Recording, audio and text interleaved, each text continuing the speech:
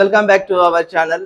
ఈ రోజైతే ప్రధానంగా ఉద్యోగం పైన, ఉద్యోగ క్యాలెండర్ పైన, ఉద్యోగ నోటిఫికేషన్ పైన ఒక ప్రధానమైన అప్డేట్ అయితే ఉంది. అదేంటంటే తెలంగాణ రాష్ట్రంలో నాట మరి తీవ్రమైన కసరత్తు జరుగుతుందంట. ప్రభుత్వ నోటిఫికేషన్స్ ఇవ్వాలని ప్రభుత్వం అయితే తీవ్రమైన కసరత్తు చేస్తే, ఆ తీవ్రమైన కసరత్తులో ప్రభుత్వంలోని వివిధ ఉన్నతమైన ప్రభుత్వ శాఖలల్లో టోటల్గా వాళ్ళు టోటల్గా సిన్సియర్లుగా కసరత్తు చేస్తే 20,000 పోస్టులు మరి భర్తీకి అనుగుణంగా ఉన్నాయంట. 20,000 పోస్టులు భర్తీకి ప్రస్తుతం సిద్ధంగా ఉన్నాయని చెప్పేసి అయితే వాళ్ళు ఇచ్చినారు. అంటే మొన్నటినేమో మార్చిలో ఏమంటారు, ఏప్రిల్ ఏమంటారు, 55,000 ఉద్యోగాలు భర్తీకి ఉన్నాయి అంటారు. ఇప్పుడు ఆ 55,000 ఉద్యోగాలు కాస్త ఇచ్చి 20,000లా పడిపోయినాయి. తీవ్రమైన కసరత్తు చేస్తుందట ప్రభుత్వం భర్తీ చేయడానికి. తీవ్రమైన కసరత్తు. ఈ తీవ్రమైన కసరత్తులో జాబ్ క్యాలెండర్లో ఎస్సీ వర్గీకరణ అనేది కంప్లీట్ అయిపోయింది.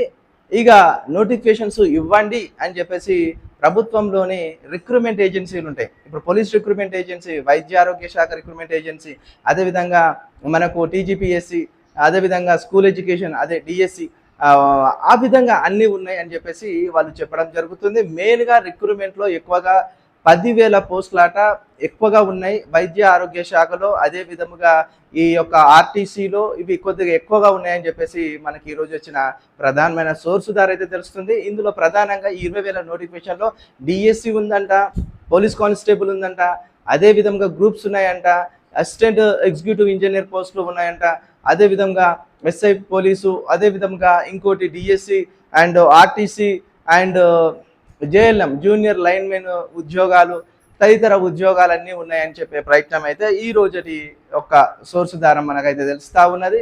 మెయిన్గా నోటిఫికేషన్స్ పైన రోస్టర్ అంటే ఎస్సీ వర్గీకరణ పైన మన సబ్ రిజర్వేషన్స్ వచ్చినాయి.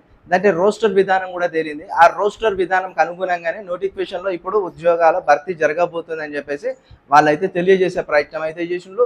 20,000 ఉద్యోగాల భర్తీ అని ఇచ్చిర్రు. ఆ సంఖ్య పెరగవచ్చు అని అయితే నేను అనుకుంటున్నా.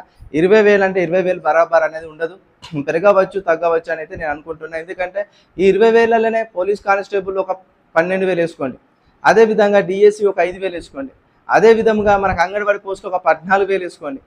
అదేవిధంగా ఇక్కడ మనం చూసినట్టయితే జేఎల్ఎం పోస్టులు దగ్గర దగ్గర ఒక 4 నుంచి 5,000, బీట్ ఆఫీసర్స్ 6,000, గ్రూప్స్ మొత్తం కలిపితే టోటల్గా గ్రూప్ 1 గ్రూప్ 2 కలిపితే దగ్గర దగ్గర మనకు అవి ఒక 1,200-1,500 పోస్టులు ఉంటాయి. ఇట్లా అన్ని లెక్కలు చేసుకుంటే 20,000 అనేది దాటిపోతుంది.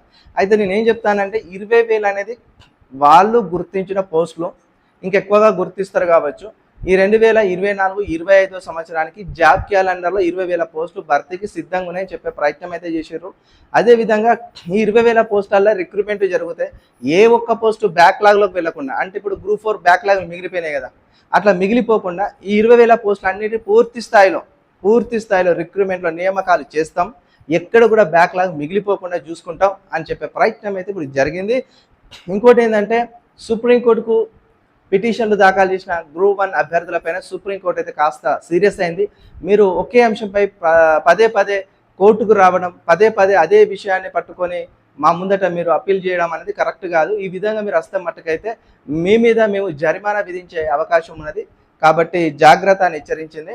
అయితే వాళ్ళు పదే ఈ గ్రూప్ 1 అభ్యర్థులు వెళ్ళిన అంశం ఏంటంటే జీవో 29 జీవో పైన, జీవో 55 జీవో పైన, జీవో 53 పైన. జీవో 29 అంటే మన రిజర్వేషన్ ఎస్సీ ఎస్టీ బీసీల యొక్క రిజర్వేషన్ దెబ్బతీసే విధంగా మార్పులు జరిగినాయి గ్రూప్ 1లో నోటిఫికేషన్లో. అదే జీవో 55 అనేది సిలబస్ మార్పు, జీవో 53 తీసుకొచ్చి జీవో 29 బ్రేక్ చేశారు. సో ఇవన్నీ జరిగినాయి కాబట్టి ఇవన్నిటిపైన మరి గౌరవ సుప్రీంకోర్టు వారు అయితే సీరియస్ అయినరు అనే విషయం అయితే మనకి ఈరోజు ప్రధానంగా తెలిసిన వార్త. మెయిన్గా మళ్ళీ నేను చెప్తున్నా, ప్రిపరేషన్ అయ్యే వాళ్ళు సీరియస్గా ప్రిపరేషన్ అవ్వండి. ఎందుకంటే నేను చెప్తున్నా కదా, మనకు జూన్ 2వ తారీఖు తెలంగాణ రాష్ట్ర ఆవిర్భావ దినోత్సవం ఉంది.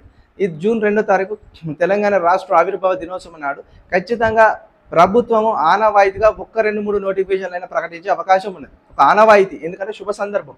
తెలంగాణ రాష్ట్రం ఏర్పడిందంటే మనకు అప్పుడున్న 3.5 కోట్ల జనాభాకి ఒక శుభ సందర్భం. ఈ శుభ సందర్భంగా మనం ఆనవాయితీగా ఒక మంచి నోటిఫికేషన్స్ ఒక 2-3 ప్రకటించి తదుపరి ఒకటి వెనకాల ఒకటి నోటిఫికేషన్ ప్రకటించే ప్రభుత్వం ప్రయత్నం చేస్తానని అయితే అనుకుంటున్నా.